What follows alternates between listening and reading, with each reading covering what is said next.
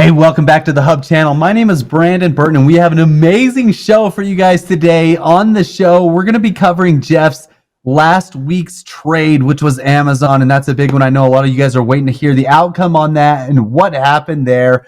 We're going to be hitting the top headlines going on in the market, and with so many companies reporting earnings and with the Fed meeting this Wednesday, we have a lot to talk about, so you're not going to want to miss what Jeff has to say about that stuff. And then we're going to be covering what's happening next and Jeff's next trade. Jeff, get on in here. I know, Jeff, you have been absolutely crushing it with your service, and we'll get into that a little bit later with the Delta Neutral breakout service. But obviously, we want to know what happened with that Amazon trade. What happened there? How did that thing play out? And what are we looking at as far as profit, return, and all that other stuff you got going on? Yeah, we had a really solid trade with Amazon. I gave that out as a stock to watch last week, and we put a little small strangle on that stock. And the stock, actually, the stock dropped, but it wasn't because of the stock dropping that we exited early right before earnings. It's because of another dynamic that options experienced. So as you can see from this chart, right on that day where we have the eve, which for earnings, we exited that day at a very nice profit of 25% return. That was done in 2 days, a 25% return. We got out before earnings, and then Amazon declared after the market closed that day. Anytime I have that opportunity to get those double-digit returns ahead of earnings, I'm going to take it. But here's why we were able to get out and take profits early. We had a surge in implied volatility. This is an anomaly that happens all the time going into earnings on stocks, and yet it happens a little bit more on some, a little less on than others, but most all stocks experience a rise in implied volatility as they go into earnings. And here on Amazon, it really screamed higher, and combined that with a slight drop in the stock. That's why we were able to take that 25% return in just 2 days, Brandon. So it was I like those. Yeah, I mean, you absolutely crushed it. And not only that, with just that trade, with your Delta Neutral breakout service, you've had a stellar start. You just launched this service, right?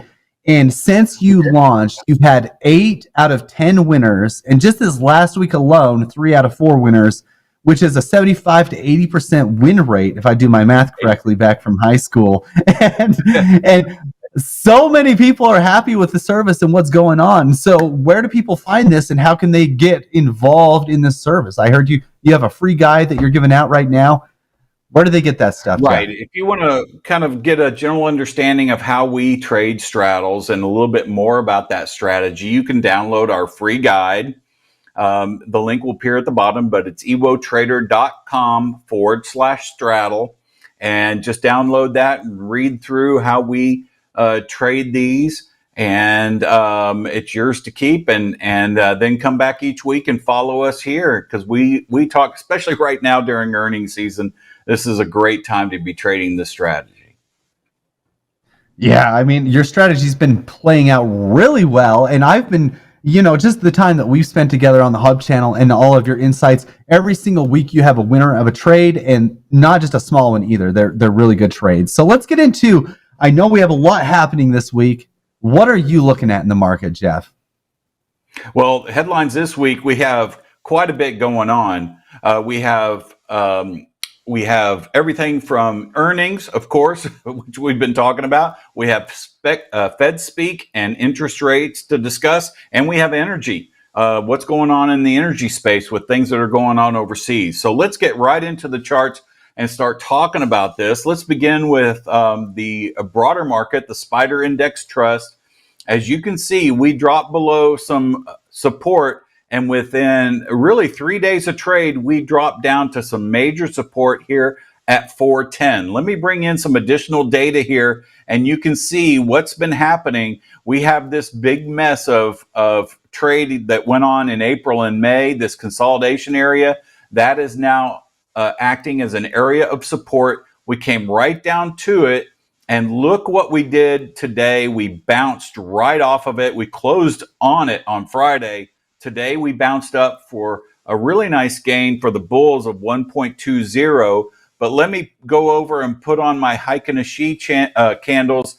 And this, all that day did was really one day of indecision as far as the trend following or trend indicating Heikin-Ashi candles go. All right, so the bears, hey, they're still in play here. Bulls, we're not out of the woods yet of this pressure on the markets, and earnings really, really do play into that. Let's look at the Qs real quick, because everybody across the board pretty much had a good day today. The NASDAQ or the QQQ, those rallied today, and small caps, which have been just really abused, they rallied too. But interesting, another red candle. No, that's not Heikin-Ashi candles. That is the actual candle today on IWM. And you can see here where if I pull in all this data, boy, we are at a really scary area. This is the last major support area on IWM, and that's why it's fighting to retain this area around 163 to 165. And any drop below this, and it is, it's a long way down. Okay, so we'll be keeping our eye on this. Now, interest rates, we have a Federal Reserve speaks on Wednesday of this week. All right, so we're watching closely on interest rates, and the 10-year bonds right now are consolidating just under that 5% area. And everybody's kind of thinking, yeah, we're going to consolidate here and maintain these higher rates. We don't anticipate the Fed raising interest rates this week. It will really upset the markets if the Fed does pump up or raise interest rates any. 0% chance of cutting rates. Unchanged is pretty much locked in, so we anticipate pretty much going sideways. You see I have support and resistance here. Really anything below 4.75 on interest rates, really down to 4.5. Anything, we need to get down below those levels for there to be a significant confirmed move that interest rates are dropping. Okay, so anything above 5%, any closes, any confirmed closes, then we can really see the next push higher in interest rates. Okay, now what that means to the bonds themselves, okay, so you're looking at a chart of the 10-year bond interest rates. Okay, if you're looking for an ETF maybe to trade, you're looking at TLT, okay, as one. This is the 20-year plus ETF, so the long end of the curve. You can see that we're consolidating down here around 84. So as you see, it's just the inverse of what we just looked at. We're consolidating sideways. So if interest rates break above 5%, you could see this ETF dropping, continuing to drop. Okay. Also, you have the 10-year ETF itself, which is IEF. All right.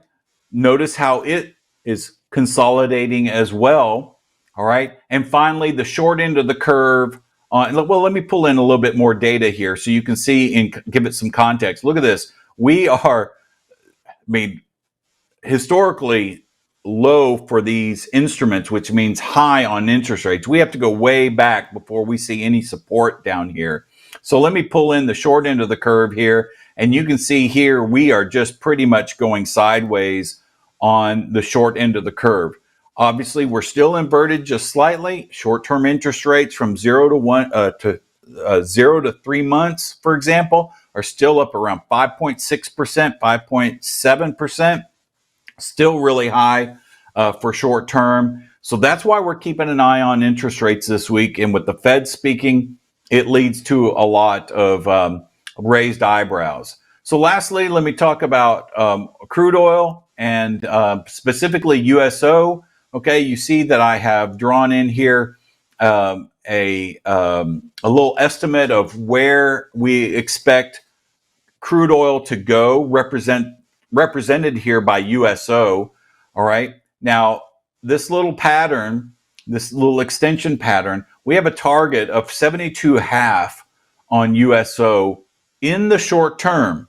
Now, the caveat here is if there is continued unrest in the Middle East, okay, if that escalates, we could see a sharp and sudden reversal here on USO, which translates into crude oil, which translates to WTI or West Texas Intermediate, and oil could spike. We're not talking just over 100, we're talking upwards of $150 as that area we are really focused on right now, just so we do not want an escalation in that area, because obviously of what I just kind of mentioned about crude oil potentially spiking. So I'd be very careful shorting USO here. Okay, I would use a very conservative strategy like a spread or some sort of low risk, high return type of trade, but be prepared for a sharp and sudden reversal as markets could move higher. So that's a quick summary of the broader markets. Let's continue on and focus really on the what we got to talk about this week and focus on, and that is earnings. All right, we have a bunch of earnings, and I know this chart is going to be hard to read, but we have over 1,500 companies that are declaring earnings this week. This is also a potential market mover because there's several stocks that are on this list that can move the market, and one that we're going to be really focused on that I'll talk about here in just a moment.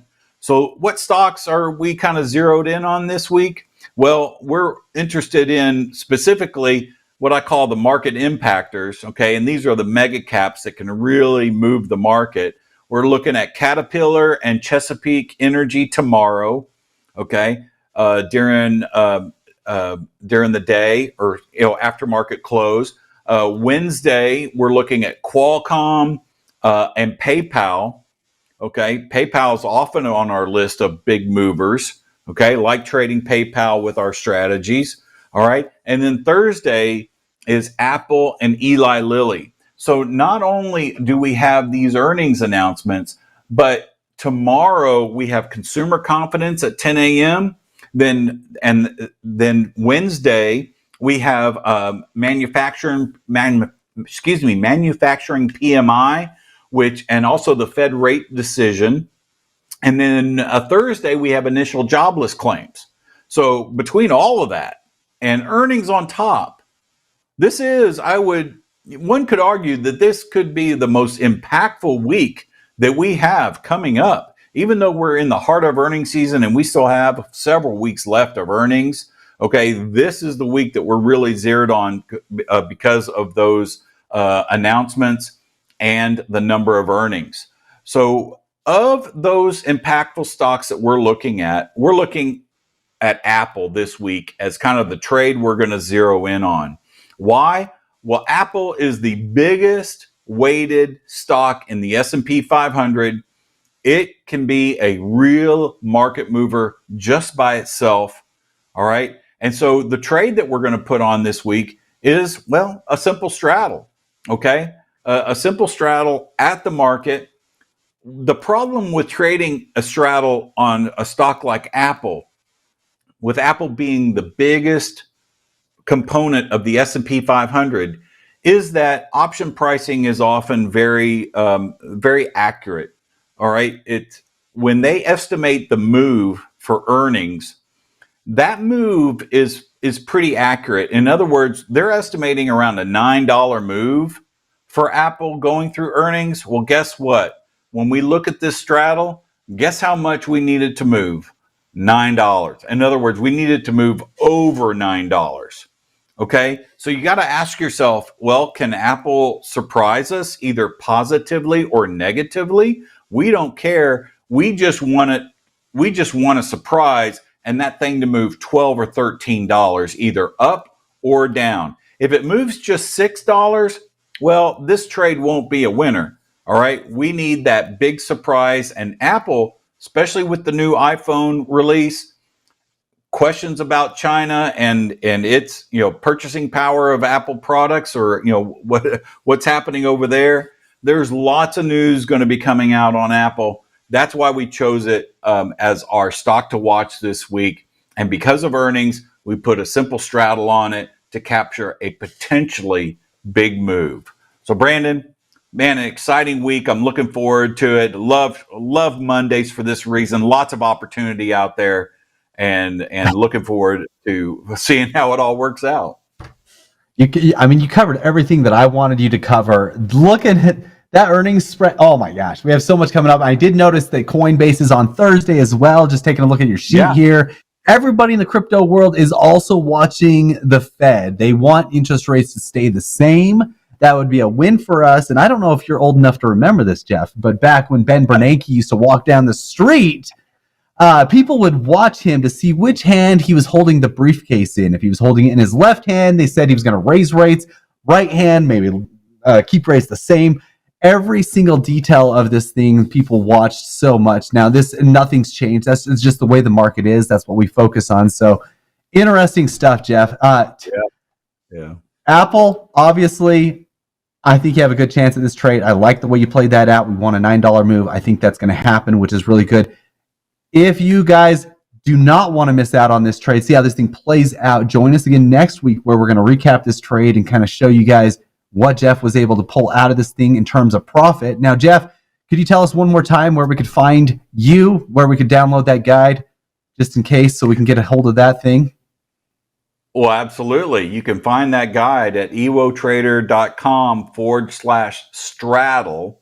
Okay, ewotrader.com and then /straddle to download our free guide.